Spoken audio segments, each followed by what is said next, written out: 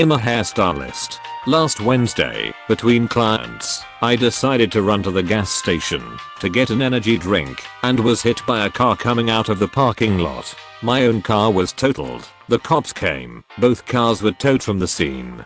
I texted my next client, apologizing and telling her that due to a serious accident, I would need to reschedule her appointment. She said she needed her hair done before the 4th of July. I was standing in the street, looking at my car in pieces, on the phone with insurance, fielding questions from the cops, and still texted the salon owner asking if anyone could take my client today. The owner said she'd figure it out and would make sure my client could still be seen. I passed this info on to the client, who said she only wanted me to do it and needed to get in as soon as possible. So in the melee, I'm still worried about this client, who is a bad client, BTW, and constantly complains about her hair, demands free redos, and only pays about 70% of the typical cost of her services, because she managed to manipulate me into that price point when I was a newer stylist. I see in my schedule that I have absolutely no room to fit her in before the 4th, so I walk back to the salon after my car was towed away and just take her anyway. Once I get in, she doesn't ask if I'm okay, doesn't thank me for taking her anyway, but instead launches into a 3-hour long brag about all the guys who are super into her and how she's dating a business mogul from Newport. The service goes as usual. I finish her hair 3 hours later, and I'm about to take her cape off and send her on her way when suddenly, she has a problem with the color. She says it's too ashy. It's the exact same formula and color I've done on her for years, but today, it's wrong for some reason. Trying to remain cheerful and professional, I tell her that I'll put a new toner on her, no problem. At this point, my grandma is on my way with my daughter to pick me up. I text my grandma saying I'll be a little later. I tone the client again and blow dry her for a second time.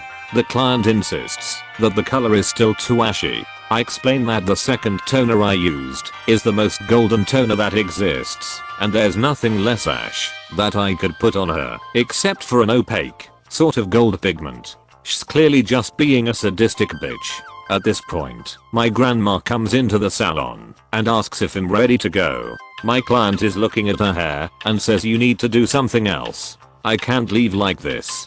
So my grandma goes back to wait in the car. I decide to use a very gold color and tone it again for the 3rd time. She comes back to the chair and her hair is noticeably less ashy because it's practically orange. I hate this, says the client. I'm going to dinner with the guy from Newport tonight. I liked it better the first time. You need to do something else. Just do it like you did the first time.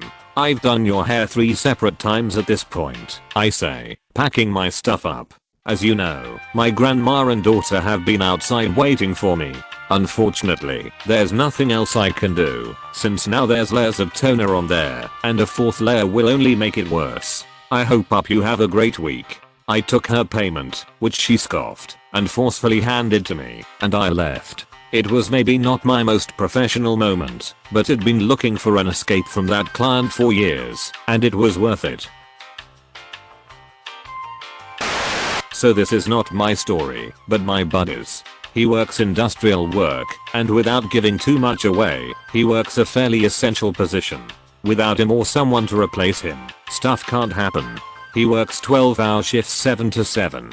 Policy is that you can work up to 4 hours overtime after a 12 and no more. So one day, he's working a graveyard and it's his Friday. His legend comes up to him at about 5 AM and says that his replacement on the next shift called in and asks if he can stay for some overtime. The legend says he can leave whenever his replacement arrives. My buddy agrees, and at 7 AM, the crew changes over. My friend hears nothing about his replacement, so he keeps on keeping on until 10 AM arrives. No replacement comes, so hangs around a bit to see what's going on, as 10 AM is the cute-off time for art. No one says a word. The supervisor greets him and asks how the day is going. The legend does the same. It dawns on my friend that everyone totally forgot that he had worked nights and was there or not. So, since the first legend had said he would be released when the replacement came, he decided to keep working until he either got too tired or someone noticed. He worked a full 12 on top of his 12. That's a 24-hour shift, with half of it being overtime. At 7 PM, the supervisor comes up to him and says that the next guy called in sick and, you guessed it, asks him to stay for overtime. Buddy wished he could have, but he was beat and told the supervisor, "Nah, I just did 24 hours because no one released me," and left. He got called into a few union meetings after that act of malicious compliance. I worked at McDonald's for a little over 2 years and the store location is near a stadium, so whenever there are events on such as football, rugby, boxing, concerts, we get busy. Now working in a fast food chain, it gets warm quickly, and when it's crowded and warm and I get stressed, I have a tendency to end up blacking out. So this particular day there is a football match on and the store is getting busy. There are a lot of customers and a lot of staff. We are serving customers and getting orders sorted fairly quickly. I'm in the middle of serving a customer when I can feel myself starting to black out. So I turned to the floor manager and told her what was happening and if I was okay to go and get a drink. She said yeah and took over serving the customer from me. As I'm having my drink, I'm stood behind the ice cream machine because we aren't allowed to drink in front of the customers when the shift manager comes over and tells me not to leave a customer mid-order. So I go back to taking orders and serving customers when I can feel myself blacking out again. Don't leave customers when you're serving them, I think to myself. Okay, and I proceed to pass out. I'm now lay on the floor causing more issues than if I had just gotten a drink again. There are about 4 managers including the main boss all trying to help me. I can hear a customer trying to tell them what to do too. When I come back around, I'm escorted through the kitchen with a manager and to the crew room and I get to go home early, leaving them even more understaffed and struggling. Someone recommended this one might fit better here. Not sure, but thought you might enjoy it anyway. This one is probably a lot more mild compared to other situations, but I thought the whole thing was kinda ironic, so thought I would say. It happened a few years ago when I was working at a grocery store deli. The main part of our job was to use a slicer to cut cold cut meats and cheeses for customers. One day, a older gentleman walked up to the counter and you could just see the bad day he had been having on his face. It looked like someone had kicked his puppy before peeing on his lawn. You know the kind. Anyway, he walks up and asks in a really disgruntled voice, "I need exactly 0.66 pounds of such and such, forget what kind, cheese, in a solid block. And yes, I know you can't get it to the exact weight. I don't care. Just get it done." Now, normally I try and be as polite as possible. One thing you're never short on at a deli is rude customers. But something about this guy's attitude kinda twisted something me the wrong way, and I thought to myself, you know what? Challenge accepted. Now, if you've never worked in a deli before, something that might not really have crossed your mind before is not all cheeses weight the same. Some are pretty light, others are dense and heavy. Normally this isn't a big problem, since you weight as you cut and can adjust the thickness of the slices needed. When it's a solid chunk though, things become a little harder. More so if you have some angry dude waiting on you who looks like he'll tell you to recut the chunk if it's 0.01 pound off. And if they do that, you're now stuck with a 0.65 over 0.67 chunk of cheese that you're probably not going to be able to sell and have to either cut it up and mark it down or throw it out. So, me being the mildly OCD Asperger kid working at a deli for the past 5 hours, go into full engineer mode, weighting out the total weight and length of the chub, the term for the large block of cheese or meat that is cut into smaller slices, doing the quick calculations on a piece of spare paper, and measuring out the exact size needed to get the weight required, before using a knife to chop off a chunk.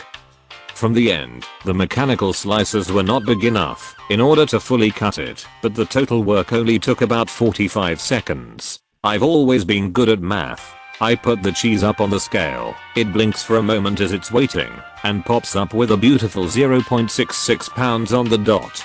Haha, the older gentleman just looks down at the scale with a frown, and squints his eyes, huffs like he's disappointed, then grabs his cheese and walks away. Though as he was walking away, I couldn't help see a slight smile/smirk his face, and hear him murmur, "Good job." Overall, I was pretty proud of the work. I still remember that moment years later, even if I couldn't tell you any of the other hundreds of people I'd served. This is my story from 8 years ago. Like most colleges, the university I went to had a lot of bullshit fees. Most of these were inevitable, but we also had a printing fee for us to use the printers around campus. Effectively, we were required to pay $25 at the beginning of each semester and would be deducted for each page we printed, less than a penny per page. Fast forward to my senior year. Before we graduate, we are required to do an exit interview with our financial counselor to understand our balance and repayment plans. That's when I noticed I still had around $90-ish on my printing balance. Obviously I didn't want to pay for something I didn't use, so I asked how I'll get that money back. Apparently, there's simply no way they could reimburse me, and that I may still need to print paper before graduating. That's when they fucked up. Let me rewind a bit. If you were on campus Wi-Fi, you had access to any public printer on campus at any given time. That means if the library was out of paper, I could print to my dorms and pick it up on the way to my room. Let me reiterate, I could print to any of the 30+ printers, no matter my location. Sure enough, my counselor was right. I did have to print something before graduating. I had to print something over 400 times on each printer simultaneously. Recently learned they have a new printing policy now. My mom reminded me this weekend about this childhood malicious compliance. One day when I was in elementary school many years ago, we were given an assignment to create a contraption that would protect an egg from a drop. My school had 4 stories, and the higher a drop it could sustain, the better you were judged. After reading the assignment, I realized that, although creativity in design was encouraged, it wasn't explicitly required. I can only describe my design as a monstrosity of bubble wrap, styrofoam popcorn, and a collection of boxes that would rival Amazon's. I showed up at school with my design and my teacher immediately questioned it. I don't remember exactly what I said, but it was something along the lines of "I followed the rules." This story has become a cherished memory of mine, because apparently when they followed up with my mom to encourage her to review complying with the spirit of things, her reaction was to tell them that my ingenuity was impressive to her, not a teaching moment. Thanks, Mom. If you enjoyed the stories, slap the like and subscribe button for more of them, and don't forget to support the original writers with an upvote. Links are in the description. Peace out, and catch you tomorrow.